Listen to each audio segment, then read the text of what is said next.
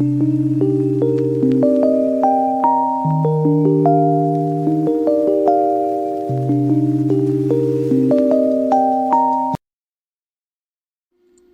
नाम ऋचा है।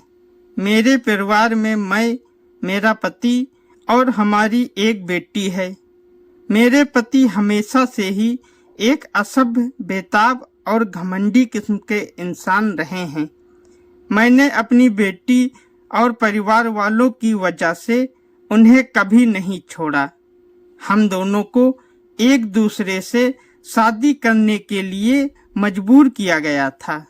ऐसा इसलिए क्योंकि हम दोनों के पिता के बीच एक व्यापारिक समझौता हुआ था, जिसकी वजह से मेरा रिश्ता उनके साथ तय हो गया। मेरे परिवार में शादियों का ऐसा ही पैटर्न चला आ रहा है, जिससे मुझे सबसे ज्यादा नफरत है। मुझे कभी भी किसी ऐसे व्यक्ति के साथ रहने का मौका नहीं मिला जिससे मैं प्यार कर सकूं। मुझे अपने पति से भी कभी प्यार नहीं मिला। उन्होंने मुझे कभी नहीं बताया कि वह मुझसे प्यार क्यों नहीं करते हैं। मेरा पति हमेशा किसी काम से बाहर ही रहता था। हमारी बेटी को पढ़ाने के लिए घर पर एक लड़का आता था। मेरी बेटी का ट्यूशन टीचर बहुत ही प्यारा लड़का था। मैंने अक्सर उसे मुझसे नजरें मिलाते हुए देखा था। एक दिन जब मेरी बेटी अपनी नानी की देखभाल कर रही थी, तब मैंने उसे अपने साथ एक कप चाय पीने के लिए आमंत्रित किया। जब रसोइया अंदर से चाय लेकर आया, तब मैं लगातार उससे अपनी बेटी की पढ़ाई लिखाई के बारे में बात कर रही थी। वह देखने में काफी ज्यादा आकर्षक था। उसका अंदाज मजाकिया था, जिसकी वजह से मैं उसकी तरफ बहुत ज्यादा आकर्षण महसूस करती थी। इस घटना के बाद मुझे समझ आया कि मेरे साथ की महिलाओं के लिए शादी के बाद अफेयर रखना कोई बड़ी बात नहीं थी, क्योंकि हमारे पुरुष अपने काम में कुछ ज्यादा ही बिजी रहते हैं। मेरे पति भी इससे अलग नहीं थे। धीरे धीरे मेरी उससे नजदीकियां बढ़ती गईं। इस तरह मेरा उसके साथ अफेयर शुरू हुआ। अपनी बेटी के टीचर के साथ एक्स्ट्रा मैरिटल अफेयर रखने पर मुझे कोई पछतावा नहीं है। ऐसा इसलिए क्योंकि मुझे एक ऐसे व्यक्ति से प्यार और अटेंशन मिल रहा था जो जानता था कि एक महिला को कैसे खुश रखा जाता है। वह देखने में काफी सेक्सी था और मुझे उसका साथ बहुत अच्छा लगता था। हम दोनों साथ में काफी खुश थे। जब घर में कोई नहीं होता था तो हम दोनों साथ में काफी अच्छा समय बिताते थे। मैंने सुनिश्चित किया कि इस दौरान मैं अपने घर में घरेलू काम करने वाली स्त्री नहीं रख सकती, क्योंकि वह हमारे अफेयर के बारे में मेरे पति को बता सकती थी। भगवान जाने फिर वह क्या करेगा। 36 साल की उम्र में मुझे प्यार और जुनून मिला, जिसने मुझे सबसे ज्यादा खुशी का अनुभव कराया। लेकिन जैसा कि हर सामान्य अफेयर की कहानी में होता है, एक दिन मेरे पति ने मुझे पकड़ लिया।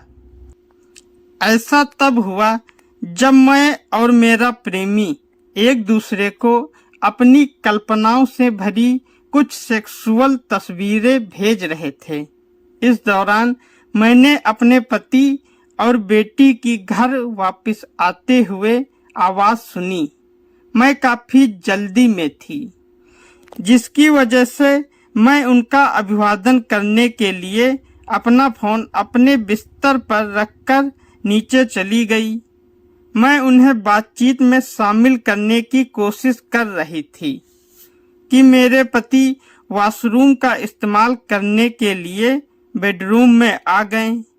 मैं एकदम से डर गई और उनका पीछा करते हुए कमरे की तरफ बढ़ी। मैंने देखा उसके हाथ में मेरा फोन था। वह उसे लगातार स्क्रॉल कर रहा था। यह सब देखकर मैं चौंक गई। मुझे लगा कि मैं इतनी बड़ी गलती कैसे कर सकती हूँ। वह मेरे टेक्स्ट मैसेज पढ़ रहा था।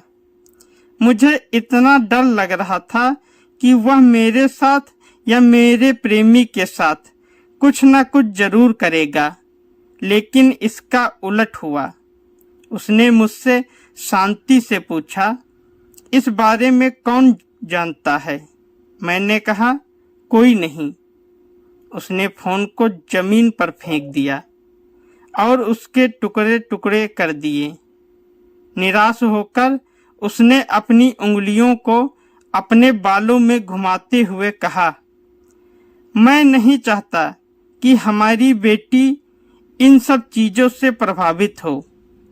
किसी को भी इस बारे में पता नहीं चलना चाहिए।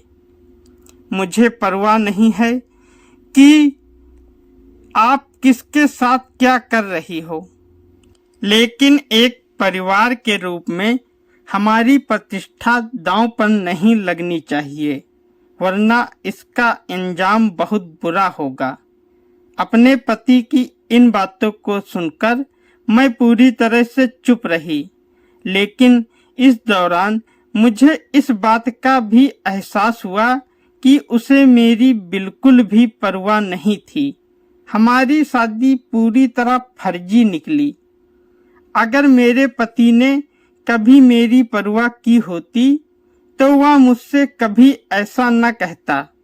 वह मुझे डराता धमकाता, लेकिन ऐसा नहीं हुआ। मैं भी काफी खुश थी कि उसे मेरे अफेयर से कोई दिक्कत नहीं थी। बरसते मैं इसे छुपाकर रखूं। मुझे पता था कि मैं यह सब बहुत आराम से कर सकती हूँ। दोस्तों, आपको हमारे चैनल पर ऐसी ही मज़ेदार कहानियाँ मिलती रहेंगी। ऐसी अच्छी कहानियाँ सुनने के लिए हमारे चैनल को सब्सक्राइब करें। वीडियो अच्छी लगे तो लाइक करें, शेयर करें, कमेंट करें और चैनल को जल्द से जल्द सब्सक्राइब करें। धन्यवाद।